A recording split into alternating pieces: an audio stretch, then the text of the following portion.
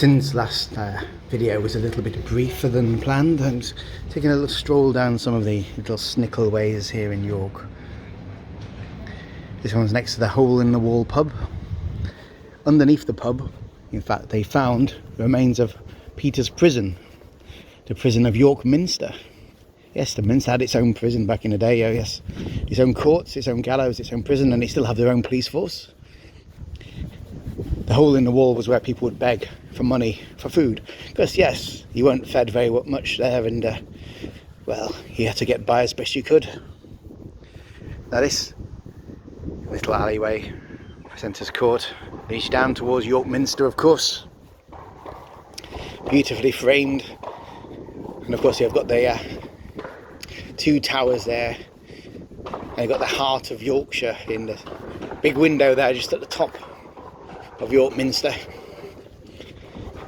formed by the stonework there, you see.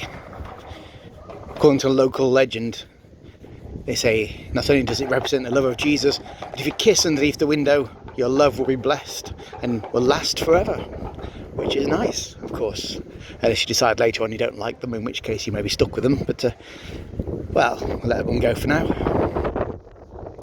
There we have the lamps, you see. Actually this one over here is a gas lamp, an actual gas lamp, still powered by natural gas. Don't get many of them around these days. Just look at the beautiful carvings over there. Up close, you might notice some little oddities from time to time.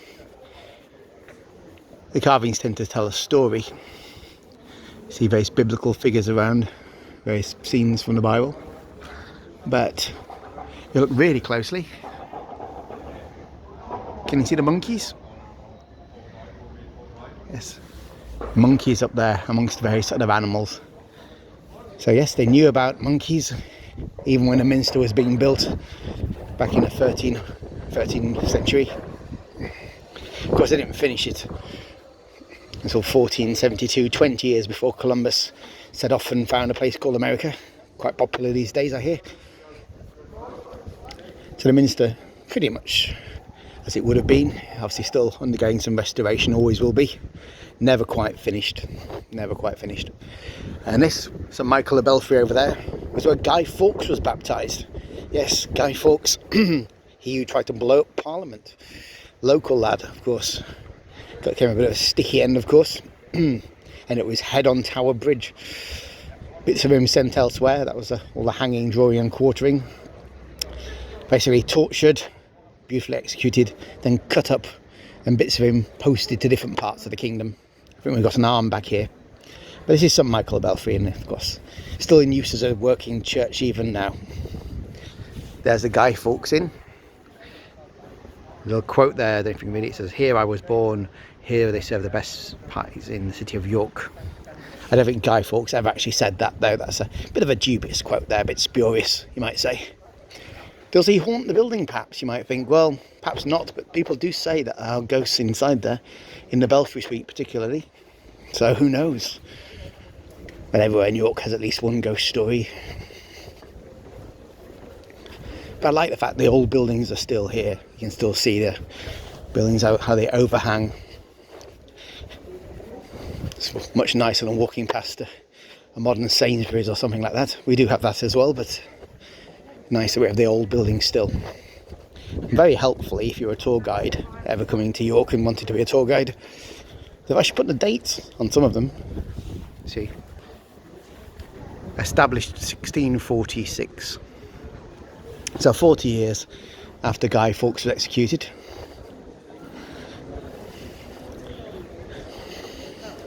So one of my little favourite streets here, Minster Gate. See the statue of Minerva up there above an old bookshop, or what used to be a bookshop. Some nice bookshops down here too. You can see the rose window up there at the top of the Tower of York Minster as well. But a very nice little bookshop if you ever do come to York. Fancy some reading matter down there. But there's little oldie worldy bookshops you don't get so much nowadays. A bit more interesting than going to your local Waterstones. Not knocking Waterstones though. There is Stonegate. Very old street, very old buildings down here, some dating back to the 1400s, of course. Got the Old Star Inn there, the oldest continually licensed pub here in York. Been going strong since 1644, during the time of the English Civil War, and was temporarily used as a makeshift hospital for Roundheads.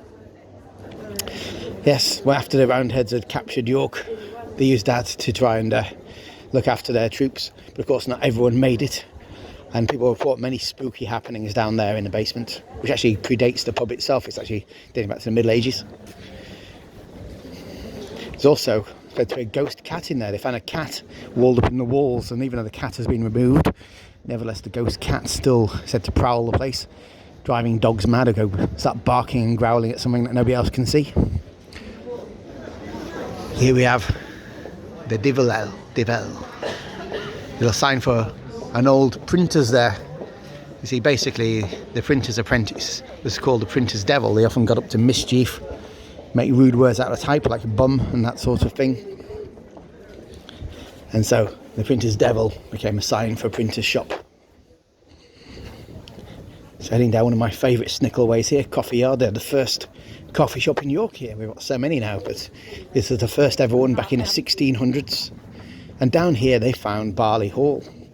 Yes, it had been lost for a while. We didn't know it was here. It used to originally be the hostel of Nostell Priory, which is hard to say if you're drunk.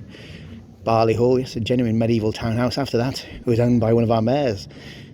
Yes, and many other people too. Let's have a quick look. There you see.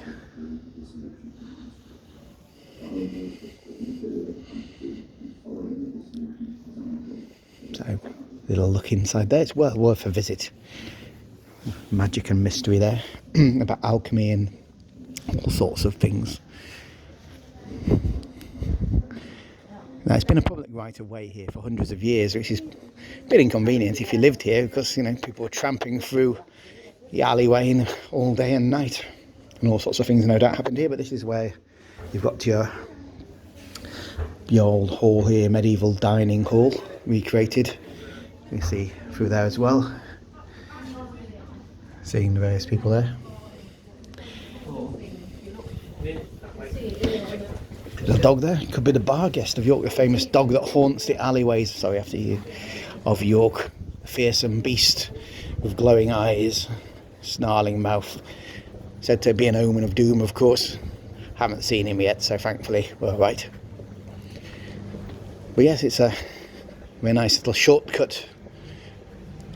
As you saw on the video, if you watched it last time, it does get very low at certain points. I'm not a tall chap, but yes, it's hard to avoid banging your head if you're not careful. So here we are on Grape Lane, the infamous Grape Lane I told you about. Very nice restaurants and bars down here. But yes, not the sort of place you would have liked to have hung around at night back in the day. Unless you were looking for a pleasurable female company, perhaps, at a reasonable price. I'm heading down towards the Shambles anyways, thought I'd make this little video as we're going.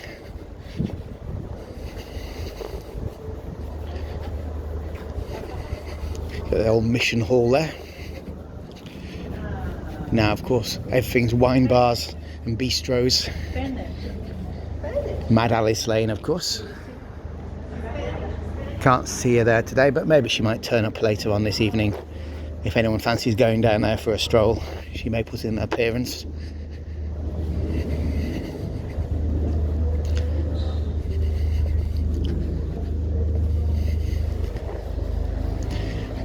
York's market's very good, very active. Thankfully, lots of local small traders.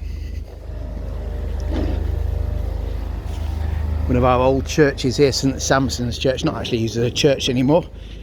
We have like a kind of a day centre for elderly people to pop into now. The tower was damaged by cannon fire during the Civil War, but it's holding up pretty well.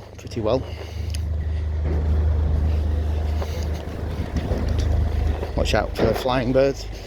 You got Pivney here, nice old building there, old wood timbered building, lots of different beers in there. and Valhalla, Viking themed bar of course. Perhaps not so authentic, but they do have some mead if you like a bit of mead. I'm partial to a bit of mead sometimes. Information about the Vikings over there. So yes, after you've trumped around York for a bit, been to Jorvik, go in there, pop in, get yourself a nice drink. Maybe get a little bit of food here in the market, lots of different things in the market. One of my favourite pubs, the Shambles Tavern over here. Tend to go past on my tours. Serve good food here, lots of nice beers. Said to be haunted as well. There's actually a video you can find on YouTube. I might post a link. I think I might have done so previously, but I'll post it again. Shows all the things behind the bar suddenly flying off the shelf as though yanked off by unseen hands. So a bit of paranormal activity for you. Here's a little Shambles.